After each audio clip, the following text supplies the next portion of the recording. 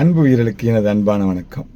இன்றைக்கி நம்ம கடவுள், கடன், முயற்சி இதை பார்க்குறோம். என்னடா கடவுள் கடன் வாங்குகிறோம்ல, ஒரு கடன் வாங்குறோம், கரெக்டாக செஞ்சு அதை முயற்சி பண்ணி கொடுத்தோம், முடியலன்னு வச்சுங்க, அது பெரிய பிரச்சனையை உருவாக்கிடும். அப்போ என்ன பண்ணுறோம், நமக்கு சாமி கும்பிடுவோம். சாதாரணமாக கடன் வாங்கிட்டு நிறையா சாமி கும்பிடுவோம். கடவுளே கடவுளே கடன் பிரச்சனை தீரணும் முயற்சி செய்வோம். அது எப்படின்னா, கடவுள் இருக்கார், கடையின் இருக்கு, முயற்சி செய்யணும். அதாவது ஒரு பெரிய கோடீஸ்வரன், அவன் கடன் பிரச்சனை, தொழில் நஷ்டமாயிட்டே வருது. அவன் ஏதோ முயற்சி பண்ணிகிட்டே இருக்கிறான், எப்படியாவது தொழிலை முன்னேற்றணும் அப்படின்னு. சரி, அவன் வணங்குற இஷ்டமான தெய்வத்தை போய் வணங்குறான், தினமும் வணங்குறான், வணங்கிட்டே இருக்கான். அவனுக்கு என்னன்னா, அந்த பிரச்சனை என்னன்னா, கடன் பிரச்சனை மேலே போகலை, அப்படியே இருக்குது, குறையவும் இல்லை, அப்படியே இருக்குது.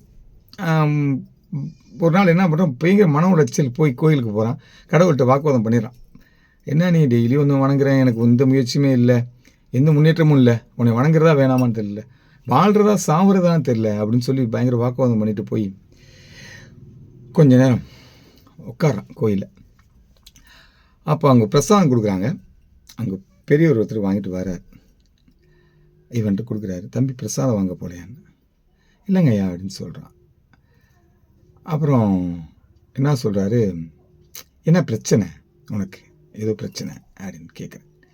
அவன் தன் நிகழ்ச்சி எல்லாத்தையும் சொல்கிறான். அப்பா ஒரு ஒரு விஷயம் சொல்கிறார், நான் உன் கடன் பிரச்சனையை தீர்த்து வைக்கிறேன், ஆனால் ஒரு நிபந்தனையோட அப்படின்ற.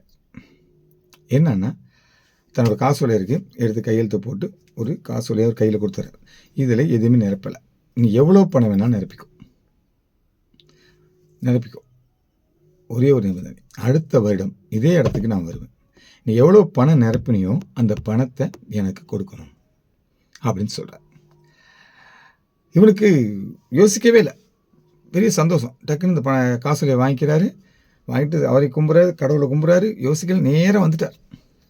நேராக அலுவலகத்து வந்தாச்சு, காசோலை வச்சாச்சு. கொஞ்சம் யோசிக்கல, நல்ல உழைக்கக்கூடிய ஒரு வேலையாட்களை சேர்க்குறார். மன தைரியமாகுது, நல்லா உழைக்கிறார். நேரம் கிடைக்கும் போதெல்லாம் கடவுளை வணங்குறார், பயங்கர உழைப்பு. கொஞ்சம் கொஞ்சமாக பிரச்சனை சால்வ் ஆகுது. ஒரு வருஷம் ஆகுது.